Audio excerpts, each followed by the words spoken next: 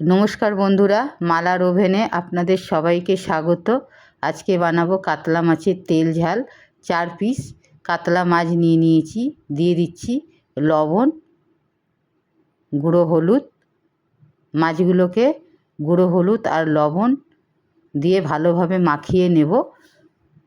আজকে কাতলা মাছের তেল ঝালটা একটু বেশি পরিমাণ মশলা দিয়ে বানিয়েছি। খুব ভালোভাবে লবণ আর হলুদ মাখিয়ে নিলাম। মাছের মধ্যে যে একটা আঁশটানি গন্ধ থাকে, দিয়ে দিচ্ছি পাতিলেবুর রস। অল্প পরিমাণে পাতিলেবুর রস মাখিয়ে রেখে দিলে মাছের মধ্যে যে গন্ধটা আছে সেটা কিন্তু অনেকটাই চলে যায়।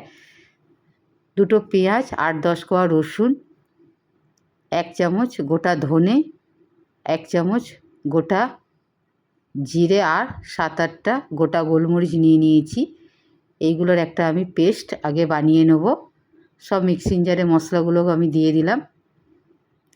আর এতে ব্যবহার করেছি আমি 1 চামচ সাদা সর্ষে। অল্প পরিমাণ জল দিয়ে এর আগে একটা পেস্ট আমি বানিয়ে নেব। তারপরে আরও কিছু মশলা দিচ্ছি। দেব টমেটো, কাঁচা লঙ্কা, আদা। সব মশলাগুলোর পেস্ট আমি বানিয়ে নিয়েছি। কড়া বসিয়ে দিয়েছি হাই ফ্লেমে। কড়াটাকে গরম করে 150 গ্রাম মতো সর্ষের তেল আমি দিয়ে দিলাম। মাছের রেসিপিটা আমি সর্ষের তেলেই করব। একটা লেজা ছিল, সেটাও আমি নিয়ে নিয়েছি। মাছগুলোকে ভেজে নেব। এক পিঠ ভাজা হয়ে গেছে। এইভাবে আর একটা পিঠও আমি মাছগুলোকে ভেজে নেব। এর থেকে আর বেশি ভাজবো না। মাছগুলো একটা পাত্রে আমি তুলে নিচ্ছি। বাকি মাছটাও আমি একইভাবে ভেজে তুলে নিচ্ছি।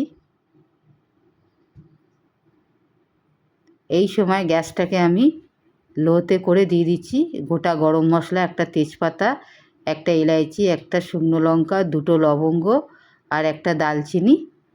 মশলা থেকে যখন ভালো গন্ধ বেরিয়ে যাবে দিয়ে দেবো বেটে রাখা মশলাগুলো। খুব ভালোভাবে মিশিয়ে নিয়েছি। দিয়ে দিচ্ছি 1/2 চামচ গুঁড়ো হলুদ, 1/2 চামচ লবণ। এই সময় গ্যাসটা আমি মিডিয়ামে রেখেছি। খুব ভালোভাবে মিশিয়ে নিলাম। আর এর মধ্যে দিয়ে দেবো 1/2 চামচ কাশ্মীরি লাল লঙ্কার গুঁড়ো, যাতে কালারটা ভালো আসে। মিডিয়াম ফ্লেমে 5 মিনিট খুব ভালোভাবে মশলাটাকে কষিয়ে নেব। দেখুন মশলাটা কষানো হয়ে গেছে, তেলও ছেড়ে দিয়েছে। এইবার দিয়ে দিচ্ছি ছোটো বাটির 1 বাটি জল। খুব একটা বেশি পরিমাণে জল দেব না, অল্পই জলটা দেব, যেহেতু মাছের ঝাল বানাবো। গ্যাসটাকে হাই ফ্লেমে করে ঝোলটাকে আমি ফুটিয়ে নেব। ঝোল ফুটে এসেছে, দিয়ে দিচ্ছি ভেজে রাখা মাছগুলো। যদি রেসিপিটা ভালো লাগে একটা লাইক করবেন, শেয়ার করবেন আর চ্যানেলটাকে সাবস্ক্রাইব করার অনুরোধ রইল। মিডিয়াম ফ্লেমে 5 মিনিট রান্না করে নেব। দেখুন ঝোলটা অনেকটা শুকিয়ে গেছে। গ্যাসের ফ্লেম অফ করে একটা পাত্রে আমি বার করে নিচ্ছি।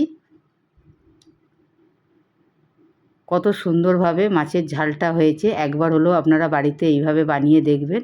একটু তেল মশলা বেশি, কিন্তু খুব ভালো হয়েছিল খেতে। ভালো থাকবেন, সুস্থ থাকবেন।